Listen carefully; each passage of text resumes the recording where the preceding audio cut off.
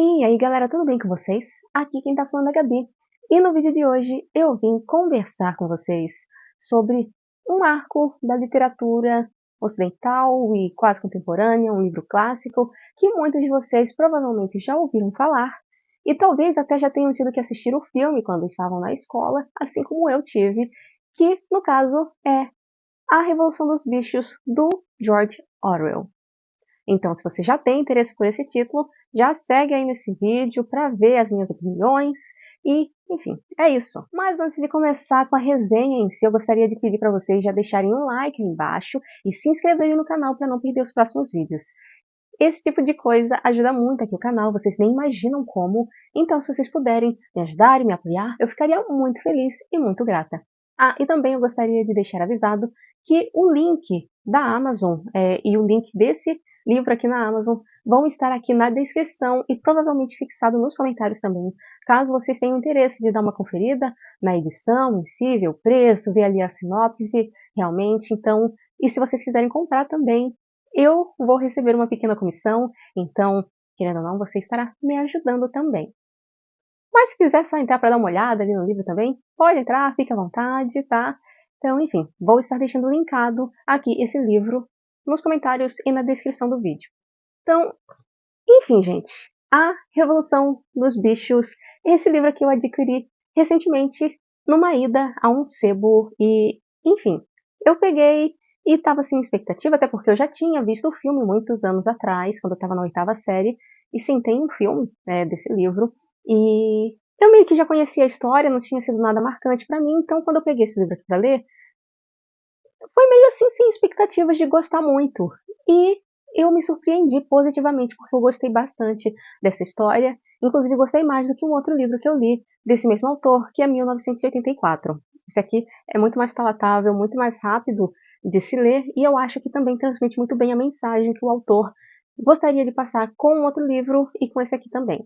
Mas, enfim, sobre o que é essa história, não é? Então, enfim, aqui na Revolução dos Bichos, o autor, o George Orwell, ele faz uma analogia com a Revolução Russa Soviética que teve lá, Revolução Comunista, e, enfim, mais à frente eu vou entrar um pouco mais em detalhes nessa questão, mas enfim, só para vocês saberem que esse livro todo aqui é uma analogia à ditadura comunista que foi implantada na União Soviética na primeira metade do século passado. Mas, enfim, aqui a gente acompanha os animais que trabalham em uma fazenda e nessa fazenda eles são muito explorados pelos humanos, trabalham muito para receber porções de ração muito pequenas, eles quase não têm direito a descanso e não recebem, sei lá, nenhum agrado dos patrões, que são os humanos, não é?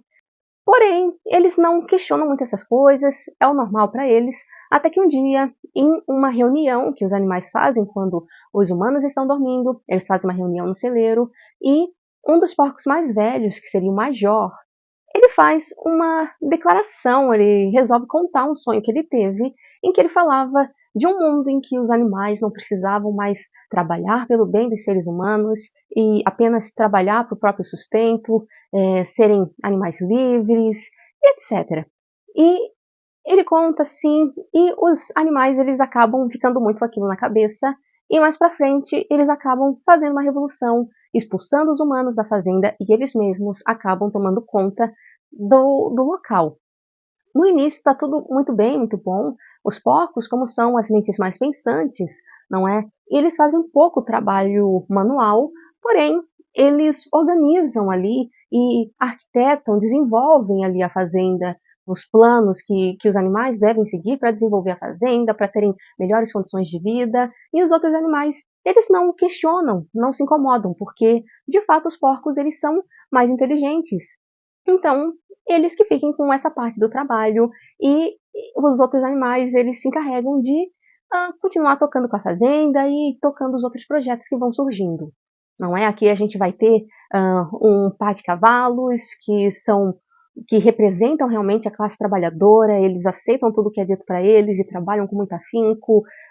Temos galinhas, temos as ovelhas que são muito burrinhas e só saem repetindo tudo o que é dito para elas. Enfim, nós temos aqui vários animais, temos os cachorros que vão virar como se fossem os guardas ou a polícia aqui do local, e nós temos os porcos que são a classe dominante, não é? Que é muito interessante que o autor decidiu utilizar os porcos, especialmente, para retratar as pessoas que ficaram no poder depois da Revolução, não é? E que se aproveitaram do poder que eles tinham em mãos. Enfim, assim que tem essa revolução, são instituídos algumas regras e alguns princípios nessa fazenda. Primeiramente, que eles trocam o nome da fazenda, que era a Granja do Solar, para a Granja dos Animais. Eles não querem nenhuma associação com os seres humanos, então eles são proibidos de lidar com outros humanos, eles não. E daí são feitas algumas regras e alguns mandamentos, que inclusive são pintados na parede, porém nem todos os animais sabem ler. Tá? São dado aulas para eles aprenderem a ler, os porcos eles conseguem ler, mas não são todos os animais que conseguem se alfabetizar, apenas alguns deles.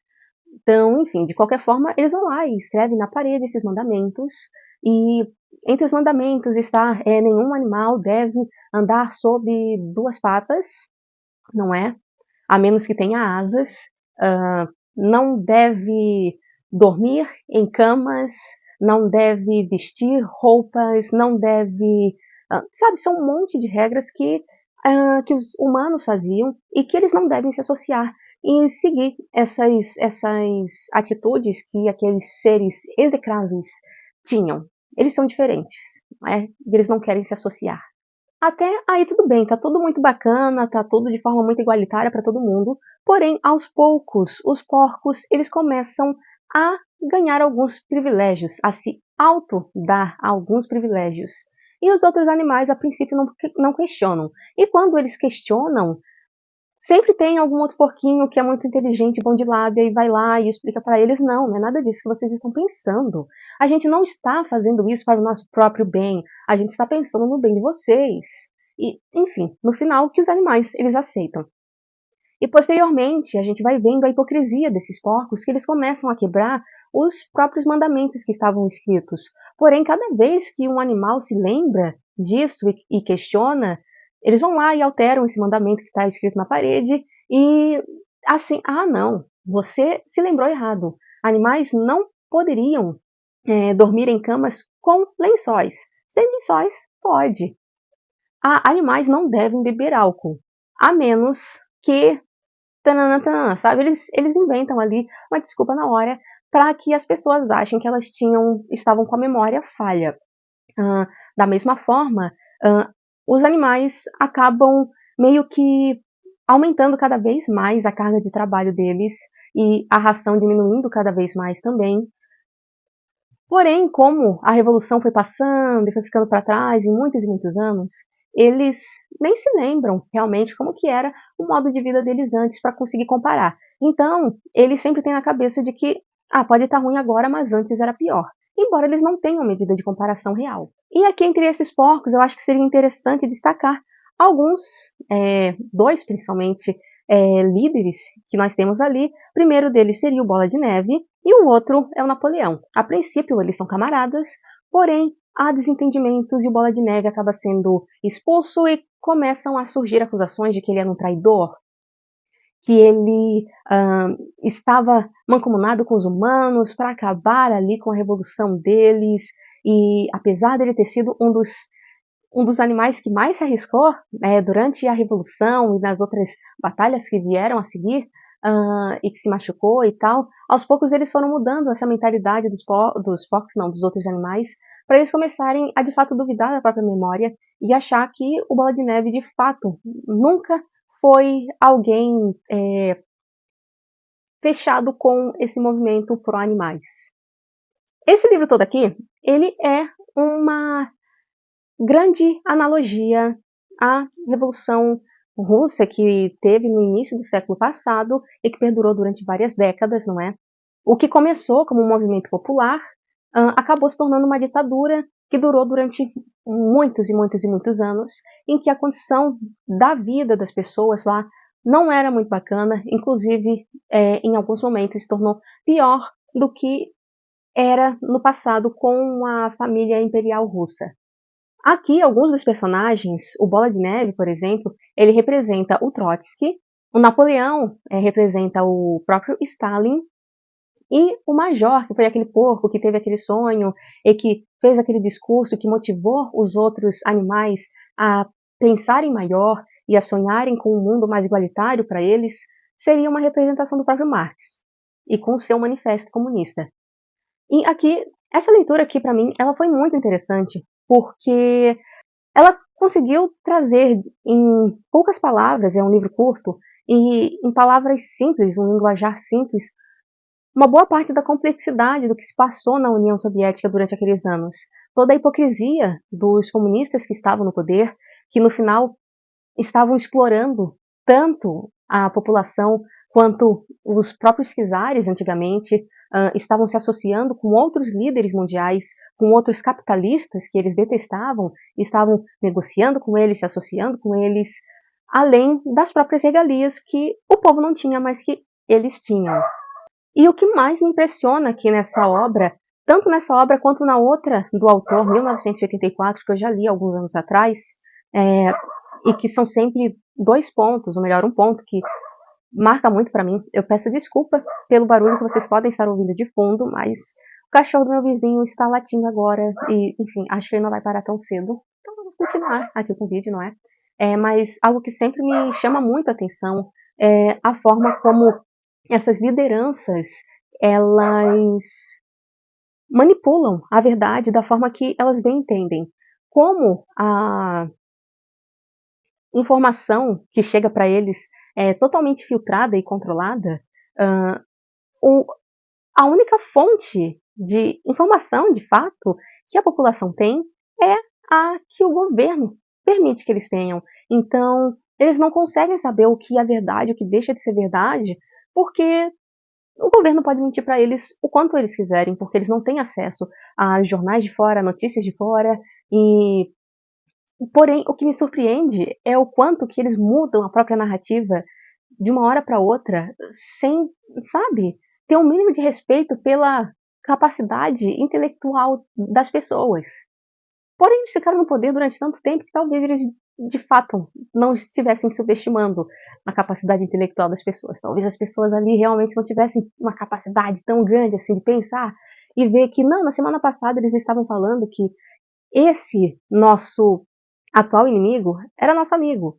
Mas agora ele está falando que não, ele nunca foi nosso amigo, agora ele é nosso inimigo, e o nosso inimigo sempre foi nosso amigo. E as pessoas não param para questionar isso?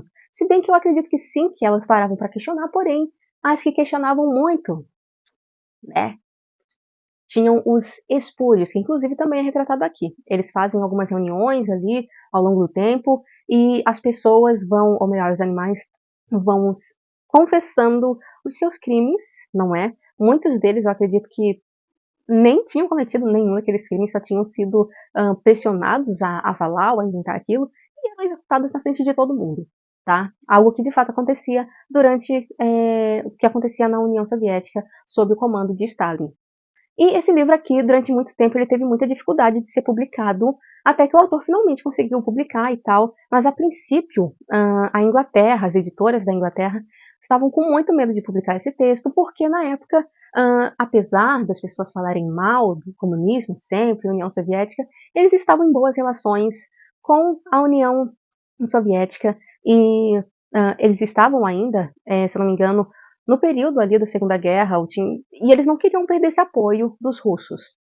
Mas enfim, ele conseguiu ser publicado e posteriormente, com a Guerra Fria, os Estados Unidos começaram a panfletar muito esse livro como uma propaganda anticomunista. Porém, vale destacar que o próprio Orwell, ele era um autor de esquerda, ele era um autor socialista, porém muito crítico do movimento comunista.